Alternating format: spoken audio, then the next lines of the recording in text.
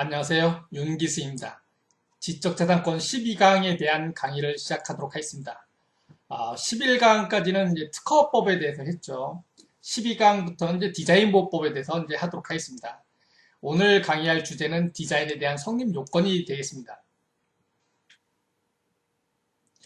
예, 목차를 보면, 예, 오늘 강의는요, 디자인보호법의 목적하고, 그 다음에 이제 디자인의 성립 요건, 이 두 가지에 대해서 예, 하도록 하겠습니다. 우선 디자인보호법의 목적을 예, 보도록 하겠습니다. 디자인보호법 제1조에 보면요. 이 법은 디자인의 보호 및 이용을 도모함으로써 디자인의 창작을 장려하여 산업발전에 이바지함을 목적으로 한다라고 되어 있습니다. 산업재산권법은요. 즉 그 특허 실용실한 디자인 상표는 산업발전을 이제 목적으로 궁극적인 목적으로 하는 거거든요. 근데 이건 이제 디자인보호법의 이제 목적은 디자인의 보호와 디자인의 이용을 이제 기본적으로 두고, 그 다음에 디자인의 창작을 장려해서 궁극적으로 산업발전을 이바지하는 거거든요. 특허에서처럼, 특허법의 이제 목적도 보면 발명의 보호하고 발명의 이용이 이제 충돌된다라고 얘기를 했습니다. 마찬가지로 디자인보호법에서도 디자인의 보호와 디자인의 이용이 이제 조금 충돌되는 거죠. 즉, 디자인을 보호하게 되면 이용이 저해되고요. 디자인의 이용을 강조하다 보면 디자인의 보호가 이제 소홀해지는 그런 문제가 발생하는 거죠. 그래서 이것을 비교 형량에서 궁극적으로 어떤 것이 이제 산업 발전에 이로우냐 이거에 따라서 이제 디자인 보호법이 만들어지는 것입니다. 그럼 이러한 디자인 보호법의 목적의 내용을 한번 보도록 하겠습니다. 먼저 이제 디자인의 이제 보호죠. 디자인의 보호와 디자인의 이용이 이제 충돌하는데, 이러한 디자인의 보호는 이제 실체적 보호와 이제 절차적 보호가 있습니다. 실체적 보호라고 하는 것은 디자인을 창작한다. 그러면 그 창작과 동시에 이제 디자인 등록을 받을 수 있는 권리가 발생하고요. 이러한 디자인 등록을 받을 수 있는 권리에 기해서 이제 보상급 청구권 이런 것들이 나타나고, 그 다음에 선출원의 지위라든지 이런 것들이 나타납니다. 그 다음에 설정 등록에 의해서 이제 디자인권이 발생하면 이제 독점 배타권이 발생을 하게 됩니다. 그 다음에 절차적으로 이제 보호가 되는데요. 신규성 상실의 예외라든지 출원의 보정이라든지 출원의 분할, 조약에 의한 우선권, 그 다음에 거절리의 한정 열거라든지 이런 것들이 있습니다. 이런 것들에 의해서 디자인이 보호가 되고요. 그 다음에 디자인 보호법에 특유한 그런 그 제도가 있습니다. 부분 디자인 제도라든지 유사 디자인 제도, 물론 유사 디자인 제도는 이제 2014년 7월 1일자로 관련 디자인 제도로 이제 그 개정이 되는 거죠. 한벌 물품 제도, 그 다음에 비밀 디자인 제도, 동적 디자인 제도, 그 다음에 무심사 등록 제도, 무심사 등록 제도도 이제 일부 심사 등록 출원 제도로 이제 변경되고요. 개정되는 거죠. 그렇죠? 그 다음에 복수 디자인 등록 출원 제도 이런 것들이 있습니다. 다음으로 이제 디자인의 보호와 충돌되는 개념이 디자인의 이용이죠. 근데 이제 디자인권자의 이용은 보호하고 디자인의 보호하고 충돌되지는 않습니다. 그렇지만 디자인권자의 이용이 아닌 그런 제3자의 이용, 즉 실시권자, 라이센스를 얻은 실시권자의 이용이라든지 또는 제3자, 존속기간이 만료됐다든지 또는 뭐 디자인권을 포기했다든지 이런 식으로 디자인권이 소멸한 경우에는 이제 누구든지 자유롭게 실시를 할 수 있죠. 그래서 이러한 디자인의 보호와 디자인의 이용이 이제 충돌하고 이런 것을 비교 형량에서 산업 발전에 이바지하는 것을 디자인법의 목적으로 하고 있습니다. 그럼 디자인보호법에 없는 제도를 한번 보도록 하겠습니다. 첫 번째가 이제 출원공고제도인데, 출원공고제도는 상표법에만 있죠. 특허법에도 없고 디자인보호법에도 없습니다. 그래서 상표법에서는 거절 이유가 없으면 출원 공고하고 그다음에 이의신청을 받고 이제 이의신청이 없다든지 그 기간이 지나가면 그다음에 이제 등록을 하게 되는 거죠. 등록 결정하게 되는 거죠. 그래서 이런 출원 공고 제도가 이제 디자인보호법에는 없고요. 그다음에 디자인보호법에는 또 강제 출원 공개 제도가 없습니다. 특허에서는 출원일로부터 1년 6개월이 되면 강제 공개가 되는데 강제로 이제 출원이 공개되는데 디자인보호법에서는 강제로 출원이 공개되는 제도가 없고 신청에 의한 공개만 가능합니다. 그 다음에 이제 심사청구제도, 심사청구제도는 특허하고 실용실험만 있고 디자인보호법에는 없죠. 그래서 그 디자인 등록 출원을 하게 되면 전부 다 실체 심사를 받게 됩니다. 그 다음에 정정제도 및 정정심판제도도 없습니다. 그래서 이거는 이제 특허 실용실험에만 있는 거죠. 그 다음에 이제 불실시, 불충분한 실시에 따른 재정에 의한 강제 실시권제도. 강제 실시권 제도는 특허에서 강제 실시권 제도는 크게 세 가지가 있죠. 하나는 이런 재정에 의한 강제 실시권이 있고, 그 다음에 국방상 필요한 강제 실시권, 그 다음에 통상 실시권 허여 심판에 의한 강제 실시권이 있죠. 근데 이제 디자인 보호법에서는 통상 실시권 허여 심판에 의한 강제 실시권은 있지만 그런 재정에 의한 강제 실시권은 없습니다. 그 다음에 국방상 필요한 디자인, 이것도 없죠. 특허에서는 이제 국방상 필요한 발명이 있지만 디자인 보호법에서는 없습니다. 그 다음에 국내 우선권. 특허에서는 우선권 제도로서 조야 우선권하고 국내 우선권이 있는데 디자인 보호법에서는 조야 우선권은 있지만 국내 우선권은 없습니다. 그 다음에 이제 변경 출원 제도도 없습니다. 특허에서는 특허와 실용 실현 사이에 이제 변경 출원이 가능하죠. 그런데 이제 디자인 보호법에도 이제 예전에는 변경 출원이 있었습니다. 그래서 있었는데 지금은 이제 변경 출원 제도가 없고 그걸 가지고 보정이라고 이제 표현을 하죠. 그래서 변경 출원 제도가 없고요. 그 다음에 국제 출원 제도도 이제 없었는데 2014년 7월 1일자로 개정되는 그런 디자인 보호법에는 국제 출원 제도가 이제 인정이 됩니다. 우리나라 헤이그 조약이 이제 가입돼 가지고 국제 출원 제도가 인정이 되도록 이런 식으로 돼 있고요. 그 다음에 존속기간 연장 등록 출원 제도라든지 갱신 등록 출원 제도. 존속기간 연장 등록 출원 제도는 이제 특허법에 있는 거고요. 존속기간 갱신 등록 출원 제도는 이제 상표법에 있는 거죠. 근데 그 디자인 보호법에서는 존속기간을 연장한다든지 갱신한다든지 이런 규정이 없습니다. 그래서 이런 제도가 없습니다. 다음으로 이제 디자인의 성립 요건을 이제 보도록 하겠습니다. 디자인 보호법 제2조에 보면요. 디자인이라 함은 물품의 형상, 모양, 색채 또는 이들을 결합한 것으로서 시각을 통하여 미감을 일으키게 하는 것. 이걸 가지고 이제 디자인이라고 하고 있습니다. 이러한 디자인의 성립 요건의 유형을 보면 물품성과 형태성과 시각성과 심미성을 요구를 하는데 이러한 물품성과 형태성을 이제 물리적 구성 요소라고 하고요. 시각성과 심미성을 이제 감각적 구성 요소라고 합니다. 이 전자인 물품성과 형태성이 후자의 전제가 된 거죠. 그러니까 물품성과 형태성이 반드시 필요한 거죠. 그 다음에 이러한 그 물품성과 형태성이 객관적 구성 요소로서 디자인의 본질이 되겠습니다. 그럼 먼저 물품성을 보도록 하겠습니다. 디자인보호법상 물품이라고 하는 것은 심사기준에 독립성이 있는 구체적인 물품으로서 유체동산, 그래서 독립성이 있어야 되고 구체성이 있어야 되고 그 다음에 유체성이 있어야 되고 동산성이 있어야 된다. 이런 네 가지 요건을 이제 요구를 하는 거죠. 이러한 물품성을 요구하는 취지는요. 디자인 보호제도의 그 목적이 물품의 수요 증대를 통한 산업 발전에 있거든요. 그렇기 때문에 반드시 물품이 있어야 됩니다. 이런 걸 가지고 디자인과 물품의 이제 불가분성이라고 얘기를 합니다. 광의의 디자인에는요, 시각 디자인이라든지 환경 디자인 이런 것도 포함되지만 디자인 보호법상 그런 디자인은요, 유형적인 물품의 구체적으로 표현 화체가 되어야 된다. 그러니까 반드시 물품이 있어야 된다는 거죠. 그래서 추상적인 모티브만으로는 디자인이 되지가 않습니다. 디자인 보호법상 디자인이 되지 않는 거죠. 그 다음에 물품을 특정을 해야 된다. 이러한 물품은 출원서의 기재사항이라든지 도면, 사진, 견본, 디자인의 설명에 의해서 이제 특정이 되고요. 이러한 디자인의 대상이 되는 물품명을 이제 기재를 하도록 이런 식으로 두고 있습니다. 다음으로 이제 심사 기준에 있는 디자인 등록의 대상이 되지 않는 경우, 요걸 이제 보도록 하겠습니다.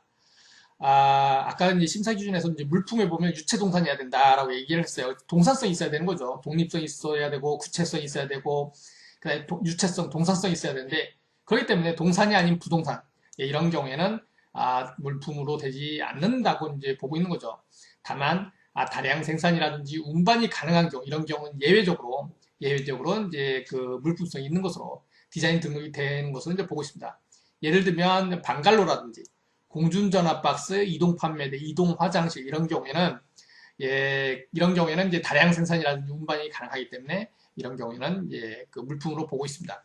그 다음에 일정한 형체가 없는 기체, 액체, 전기, 광 이런 것들도 디자인의 등록이 대상이 되지 않습니다. 또한 분상물 또는 입상물의 집합으로 된 것, 시멘트라든지 설탕 등 이런 것들도 물품성이 없다라고 보고 있습니다. 그 다음에 합성물의 구성가편도 물품으로 보지가 않습니다. 다만 조리방구의 구성가편과 같이 독립거래의 대상이 되는 것, 이런 것은 이제 디자인 등록의 대상이 되는 거죠. 그 다음에 독립하여 거래의 대상이 될 수 없는 물품의 부분, 이것도 마찬가지로 물품이라고 보지 않습니다. 양말의 뒷굽 모양이라든지 병주둥이 같은 경우죠. 그 다음에 물품 자체의 형태가 아닌 것, 이것도 물품이 아닙니다. 예를 들면 손수건 또는 타올을 접어서 이루어진 꽃 모양과 같이 상업적 과정으로 만들어지는 디자인으로서 물품 자체의 형태로 볼 수 없는 것, 이런 것들은 그 물품으로 보지 않습니다. 다만 요 두 가지 경우는 이 합성물의 구성과편하고 독립하여 거래 대상이 될 수 없는 물품의 부분인 경우는 원칙적으로는 이제 물품으로 보지 않아가지고 디자인 등록이 대상이 되지 않는 게 맞습니다. 맞지만 부분 디자인 제도가 있기 때문에 부분 디자인 제도로 인해서는 이제 요 두 경우에 등록을 받을 수가 있습니다. 그러면 그 물품성에 대해서 물품 심사 기준에 규정한 그런 물품 보면 독립성이 있는 구체적인 그 유체동산이라고 이제 얘기를 했잖아요. 그래서 우선 그 독립성을 보면 디자인보법상 물품은 독립된 교환 가치를 갖고 경제적으로 한 개의 물품으로서 독립거래의 대상이 될 수 있는 것이어야 됩니다. 독립거래의 대상이 되지 않는 것은 물품으로 인정하지 않는다는 거죠. 그래서 독립거래의 대상이 될 수 없는 물품의 부분, 원칙적으로 안 되는 거죠. 그 다음에 합성물의 구성편 이런 것도 이제 안 되는 겁니다. 다만 방금 전에 얘기했듯이 부분 디자인으로는 이게 가능합니다. 그래 보면 여기 손톱깎이 누름판의 고정핀, 손톱깎이가 있는데 이 손톱깎이 중에서 요게 한 일부분인 그러한 그 독립거래의 대상이 될 수 없는 물품의 부분이라든지 이런 것들은 원칙적으로 이제 물품이 아닌 거죠. 다만 부분 디자인으로 출원을 하게 되면 등록을 받을 수가 있습니다. 다음으로 이제 구체성을 보겠는데 아까 그 디자인에 등록 대상이 되지 않는 그런 물품, 물품성이 되지 않는 거, 심사 기준에 있는 그 거기에 보면 분사물 또는 입상물에 집합으로 된 거, 그 다음에 기체액체, 유동체 뭐 이런 것들이라든지 또는 손수건 또는 타올을 접어서 만들어진 꽃 모양과 같이 상업적 과정으로 만들어지는 그런 디자인으로서 물품 자체의 형태가 아닌 것, 이런 것들은 구체성이 없는 거죠. 구체성이 없기 때문에 이런 것은 이제 물품이라고 보지를 않습니다. 다만 각설탕과 같이 특정한 형상으로 고형화된 것이라든지 또는 고형 약품으로 된 것, 이런 것들은 이제 특정한 형상으로 봐서 물품성이 있다라고 봅니다. 지금 여기 보면 판매대에 진열하기 위해서 변형한 게 스카프거든요. 스카프인데 이 스카프 자체는 당연히 물품성이 있는 거죠. 그런데 이 스카프를 접어서 만든 이것도 꽃 모양이라고 할 수 있나요? 이런 꽃 모양 같은 경우 이런 것은 상업적 과정으로 이제 만들어지는 디자인이기 때문에 물품 자체의 형태라고 볼 수가 없습니다. 그래서 이러한 꽃 모양 요거는 물품이라고 보지 않고 이 스카프 자체가 이제 물품이 되는 거죠. 다음으로 이제 유체성이 있어야 되는데 디자인보호법상 물품은 공간상의 일정한 형태를 가지는 유체물이어야 됩니다. 그래서 전기, 열, 빛 이런 것들은 그 유형적으로 존재할 수 없는 무체물이기 때문에 디자인보호법상 물품으로 보지 않습니다. 예를 들면 네온사인이라든지 밤하늘 수놓는 불꽃이라든지 뭐 레이저 광선을 응용한 입체적 홀로그램이라든지 이 자체는 유체성이 없는 거죠. 다만 이런 네온관이라든지 불꽃놀이 용구 같은 것이 이제 유체물로서 이런 그 불꽃놀이 용구 있잖아요. 그런 것들은 물품으로서 인정이 돼 있죠. 보면 여기 불꽃놀이 완구 이런 것들은 이제 유체성이 있는 것이 되겠습니다. 다음으로 이제 동산성이 있어야 돼요. 부동산은 토지에 정착되는 그런 것으로 토지와 구분되는 그러한 형태를 성립시킬 수가 없고요. 또 이동이 불가능하죠. 그렇기 때문에 물품의 수요 증대에 기하는 측면이 약할 수밖에 없습니다. 예를 들면 정원이라든지 도로라든지 이런 것들은 그 부동산이죠. 그렇죠? 동산성이 없죠. 다만 토지에 정착하기 전에 다량 생산이 가능하고 운반이 가능한 그런 조립가옥 같은 경우는 동산성이 있다라고 이제 볼 수가 있는 거죠. 여기서 이제 조립가로 자옥이라고 하는 것은 이제 통째로 만들어져서 옮기는 그런 경우가 이제 조립가옥 말하는 건데 만약에 이제 일부를 하나씩 가져와서 나중에 이제 만드는 경우는 안 됩니다. 예를 들면 지금 여기 그 한증막이 있는데 이 한증막이 통째로 만들어져 가지고 이걸 이동해 가지고 이제 한증막이 설치가 되는 경우 이런 경우는 이제 동산성이 있다고 보지만 즉 물품성으로 보지만 현장 시공만으로 이제 건축이 가능한 경우 그러니까 이 현장에서 이 벽돌을 쌓아서 여기서 만들어진 경우 이런 경우에는 운반 가능한 경우로도 볼 수 없고 공업상 이용 가능성도 없다고 보는 것이 이제 판례의 태도입니다. 그러니까 이건 이제 동산으로 보지 않는 거가 되겠죠. 다음으로 이제 물품성이 문제되는 그런 것을 이제 보도록 하겠습니다. 자연물. 자연물은 당연히 물품이 아니죠. 물품이 아니니까 디자인도 아니고. 그 다음에 이러한 자연물은 공업상 이용 가능성도 없습니다. 나중에 이제 등록 요건을 할 때 보겠지만, 이러한 자연물 같은 경우는 이제 공업상 이용 가능성이 없고요. 그 다음에 형과 형틀 같은 경우에는, 예, 물품류 구분, 디자인에 대한 물품류 구분에, 예, 보면, 예, 식품 성형기라든지 아이스 캔디 성형기 이런 것들이 있습니다. 그래서 식품 성형용 형틀이라든지 이렇게 형과 형틀이 있는 경우, 이런 경우는 이제 그 물품으로 인정이 돼서 이제 예, 디자인 보고로 보고가 되는 거죠. 그 다음에 전사지 같은 경우도 이제 언뜻 보기에는 이제 물품으로 인정되기 어렵지만, 이 전사지도 예, 그 물품류 구분에 있습니다. 그래서 도자기용 전사지라든지 이런 식으로. 그래서 이제 전사지도 이제 디자인으로 보호를 받는 거고요. 그 다음에 반제품. 반제품이라고 하는 것은 완성이 되지 않은 거죠. 그렇기 때문에 완성 전 생산 과정의 형태인 이런 반제품은 그 자체로서 물품으로 보지 않고요. 그 다음에 각설탕과 고형약품, 요거는 이제 아까 봤습니다. 그래서 물품의 그 분말의 집합을 고형화한 거 이런 것들은 물품의 형상을 지닌 것으로서 이제 물품으로 인정이 된다라고 이제 좀 전에 이제 살펴봤습니다. 예, 다음으로 이제 화상 디자인에 대해서 이제 보도록 하겠습니다. 화상 디자인 자체는 사실 물품이 아닙니다. 그 다음에 모양에 대해서도 논란의 여지가 있는 게 사실입니다. 하지만 이런 화상 디자인을 디자인보호법상 보호할 필요성이 있다. 그래서 이제 심사 기준은요. 화상 디자인이 물품에 일시적으로 구현되는 경우에도 그 물품은 화상 디자인을 표시한 상태에서 공업상 이용할 수 있는 디자인으로 취급한다. 라고 이제 그 규정을 둠으로써 디자인으로 인정을 하고 있는 게 지금 현실입니다. 다음으로 이제 글자체 디자인인데, 글자체 디자인은 무체물이고 모양에 이제 불과합니다. 그 다음에 이제 그렇지만 이제 정의 규정에서 물품성을 이제 인정을 한 그러한 예가 되겠습니다. 디자인의 정의 규정에 보면 물품의 형상, 모양, 색채 또는 이들을 결합한 것으로서 시각을 통하여 미감을 일으키게 하는 것 이렇게 되어 있는데, 그것은 이제 물품성이 인정이 되는데 물품성 가로 열고 뭐라고 되냐면 물품의 부분 및 글자체 포함 그랬습니다. 그래서 원래 부분 디자인하고 물품의 부분하고 글자체는 물품이 아님에도 불구하고 가로 열고 물품으로 이제 인정을 한다라고 하는 거죠. 그래서 지금 현행법상은 이제 글자체 디자인은 물품으로 인정해서 이러한 글자체 같은 경우는 디자인보호법으로 보호가 되는 거죠. 저작권법은 보호가 안 됩니다. 그 다음에 물품의 부분도 이제 예전에는 안 되는데 부분 디자인으로서 가능하도록 가로 열고 가로 열고 물품의 부분 이렇게 들어감으로써 물품의 부분도 물품으로 이제 인정을 해주고 있는 거고, 그 다음에 부품은 독립거래 대상이 되고 또 호환성이 있고 그렇기 때문에 이제 물품으로 인정이 됩니다.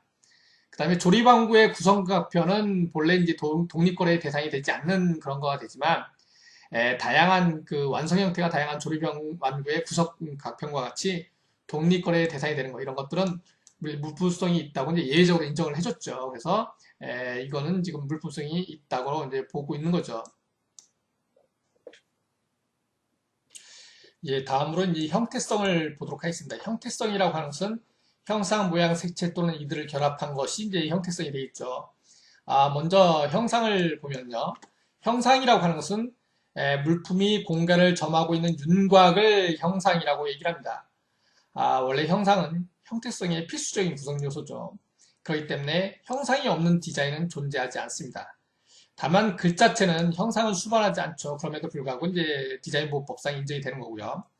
그다음에 입체적 형상은 사시도와 육면도가 필요하고 평면적 형상은 표면도와 이면도가 이제 필요합니다. 다음으로 이제 모양인데, 모양은 물품의 외관에 나타나는 선도, 색 구분, 색 흐림이 바로 이제 모양이 되겠습니다.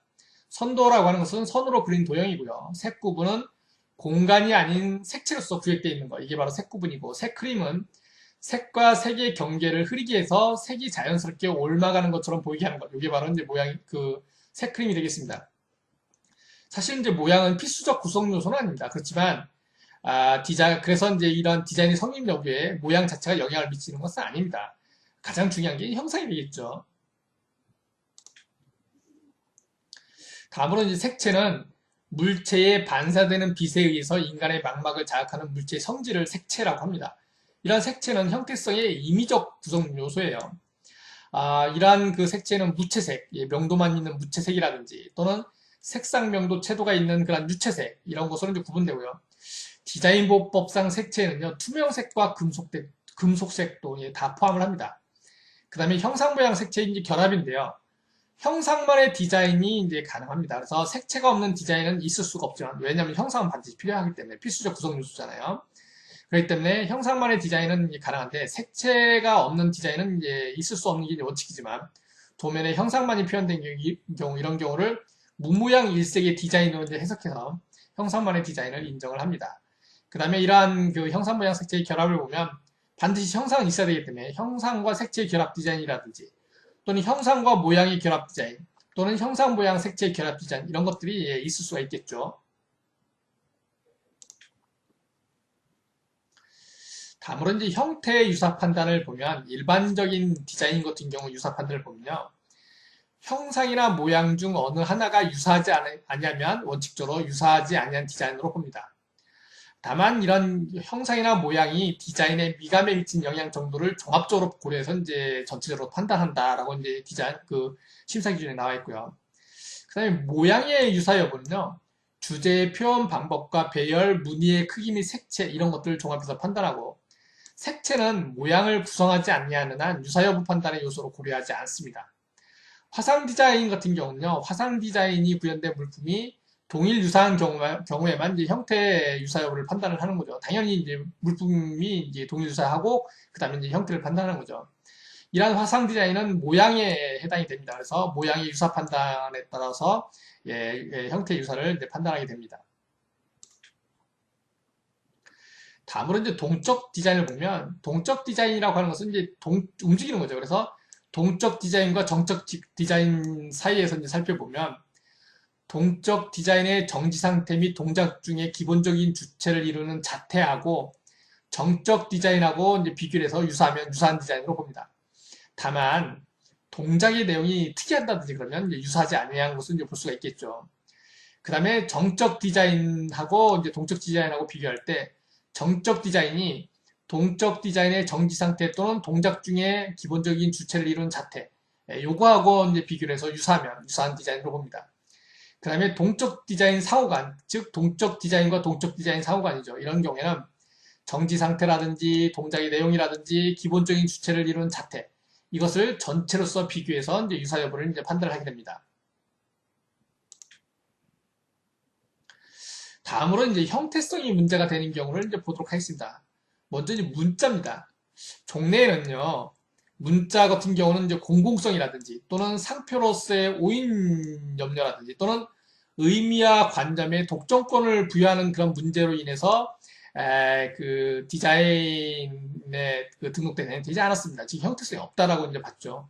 그렇지만 이제 최근에는 문자의 장식 기능을 보호한다는 그런 취지에서 정보 전달 목적을 위한 경우는 빼고 나머지 경우에는 그 디자인 등록을 받을 수가 있습니다. 그 다음에 표지인 상표, 심벌, 단체 표장, 교통 표지 이런 것들은요 문자하고 이제 동일하게 취급이 됩니다. 그 다음에 동적 디자인은 아까 그 동적 디자인의 유사 판단 나온 것처럼 정적인 형태가 아닌 그 변화하는 형태에 대한 그 창작의 요점이 있다고 해서 이제 보호가 되는 거고요. 화상 디자인도 모양으로서 이제 보호가 됩니다. 이제 그 아까 얘기했듯이 화상 디자인 같은 경우는 디자인 보호법에 규정이 없지만 심사 기준에 화상 디자인이 이제 보호될 수 있도록 그런 식으로 이제 규정이 돼 있다라고 얘기를 했습니다. 그래서 화상 디자인도 이제 보호가 되는 거고요. 그다음에 글자체 디자인 같은 경우는 최근에 이제 그 디자인 보호법상 보호가 됐는데 글자체 디자인은 형상을 수반하지 않는 그런 모양에 해당이 되는 것이지만 예외적으로 디자인 보호법상 디자인으로 이제 인정을 하고 있습니다. 그래서 지금 현재 글자체 디자인은 디자인 보호법으로 이제 보호가 되고 있습니다. 다음으로 이제 시각성을 보도록 하겠습니다. 시각성이라고 하는 것은 육안으로 식별할 수 있는 것이 이제 시각성이 되겠는데 시각 이외의 감각을 이용해서 파악되는 소리라든지 냄새 이런 것들은 디자인으로 보호가 되지 않는 거죠.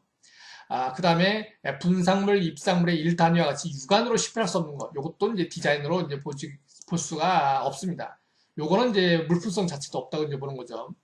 그 다음에 외부에서 볼 수 없는 것, 즉 분해하거나 파괴해야만이 이제 파악될 수 있는 거 이런 것도 원칙적으로 디자인이 아닌 것으로 이제 보고 있는 거죠. 다만 피아노 건반처럼 이제 사용할 때 이제 뚜껑을 열어서 이제 비로소 사용할 수 있는 거 이런 것들은 디자인으로 보고 있습니다. 그 다음에 이제 확대경 등에 의해서 확대하여야 물품의 형상 등이 파악되는 거 이런 거가 원칙적으로는 그런 육안이 아닌 보조 기구를 이용한 것이기 때문에 디자인으로 이제 보지를 않았습니다. 다만 물품의 거래에 의해서 이제 확대경 등에 의해서 물품의 형상 등을 확대하여 관찰하는 것이 통상적인 경우. 이런 경우는 이제 디자인으로 보호가 되겠죠. 예를 들면 어떤 그 반지라든지 또는 뭐 그 다이아몬드라든지 이런 거에 대한 형상과 같은 경우에는 확대경을 통해서 이렇게 보겠죠. 이런 경우에는 그 시각성이 있는 것으로 이제 볼 수가 있겠습니다.